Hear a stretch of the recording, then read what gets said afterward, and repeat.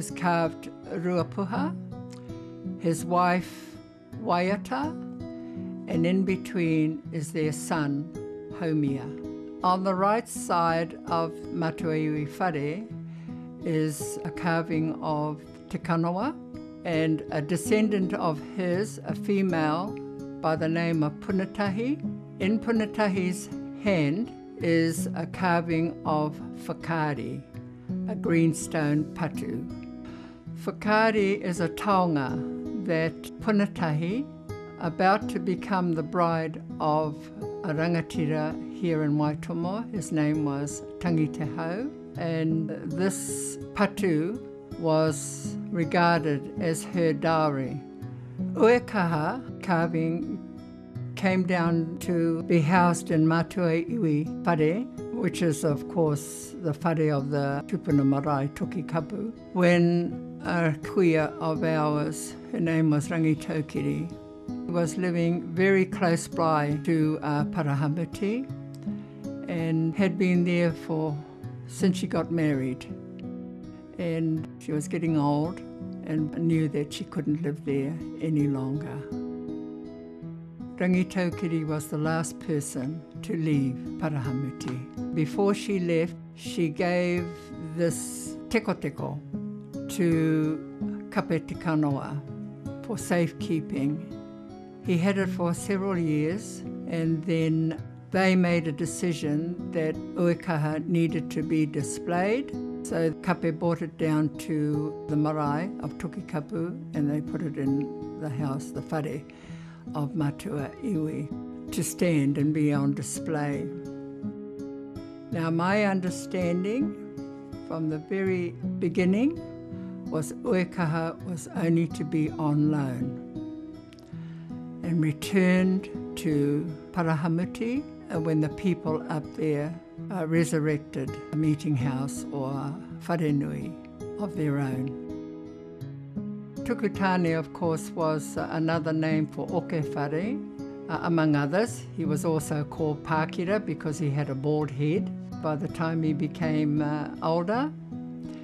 And the warshed belonged to him, and that was the area we were housed in while his brother, younger brother, Kingi Taniora, was beginning to build Matuaiwi Wharenui. My memories of living in that warshed, I can't stand the smell of sheep, but when I think about it, I'm very, very privileged to have been in that position. Well, who else lived with us with me was Kingi Taniora's wife, Te Aororangi, and my mum, Meriana. They were the two ladies that did the cooking. Later, when the wharenui was completed, a sister of Kingi Taniora's and mum, Meriana, came to live there. Her name was Auntie Tira to us, but she also had a different name. Following the completion of Matuaiwi Whare, a batch that Tuku owned, where he used to milk cows, was relocated to sit where the entrance to the marae is now. It was a construction of 2 rooms. One room was for housing all the dishes and implements, and the other one was where an open fire was used for cooking. And this batch was later to become the home of Waiwhakehu. Te Ruapo Kaka is a landmark of rock, and it's located on the road called Ngā Tapuai. I was privileged to have a kaumātua, Kape Te Kanawa, take me there and tell me the story of Te Ruapo Kaka. It was said to be a rock very significant in early days because during the war years, and I understood that one took place down at Taranaki, 2 women were captured and brought up into this area. and the rock originally had two high pinnacles on top of it, but in recent years one of them has tumbled down, but that was to signify this event. These women pined so much, apparently they turned themselves into rock. It became known as the Ruapukaka, of course. Rotokaua is a lake set down in a very steep hollow of hills that surrounds it. And this Rotokaua is located on the Tapara land holdings, just beyond Tionui. It takes its name from the fact that the shag was known to virtually live there. Later on, of course, the lake became a duck shooting area during the season that duck shooting was permitted. Hikurangi is in the vicinity of Kiokio. Hikurangi is a significant place in that I know, or have been told, it was once the home of our esteemed rangatira Maniapoto, who resided there, and before moving down into this area that we called Hangatiki.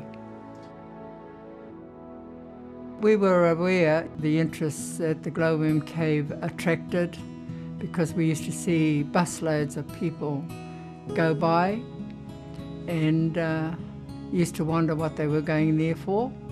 Now, we were aware of it because our playground at that time was down next to the museum that's there now. That's where our playground was, not up where it is now. I was about 12 years old before I went through the glowworm cave, because we didn't know that we had any interest in there at all.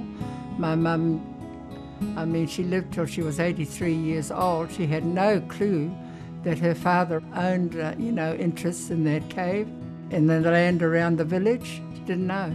When I went through the glowworm cave, I had some experience of going through caves in their natural state, no lights, using rubber tit cups, burning our way through. But by the time I went through the glowworm cave, of course, they had all that fancy lighting inside, and it was beautiful, really was. Ti mata I pā heke heke rere tonu te horo he pā tuna kei Waitomo awa rere tonu wa ingaro rere tonu ai hui hui o hene pū puke whārangi ka huri hau raro miro kohi mō kai te ākinga te rua ka huri hau a uru mātonga wai kaukau ka huri hau a uru matakana te wai Muru taro ke huka makere ki roto mo akura rua ki te tahara whiti o kaue e ore te ngako te ana toea. Ko tuku tuku tahi poko pūpū ka huri tonga ka rere I runga I te whanganga o hau turu rāto.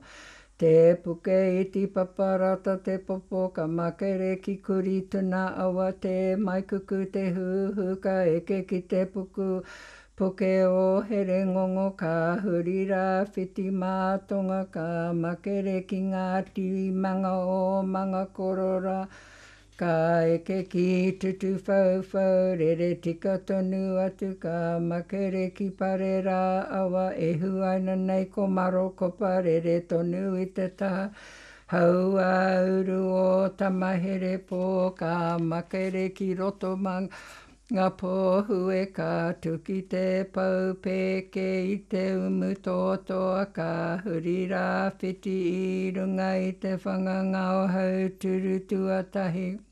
Maunu ki e kia oporua ka huri tonga ka rere I te taha hau a uru o tara mama manga rere tonu I runga I te whanganga tau maharau ka makere ki Waitomo ka huri rā whiti paparata Re re tika tonu I te papaka huri marangai a whiti ki ngutu hihi. Re re tonu I te tahatonga o te rua pōkaka. Re re tonu o whawhe toki kapu popohu e hiki hiki ora.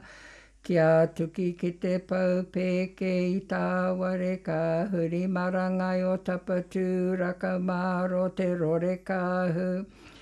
Te pau ka o ka huri tonga te whakapainga turi wera he pātuna kei Waitomo.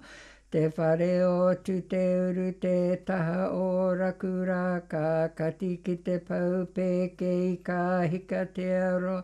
E huaina nei ko hauturu rā whiti e.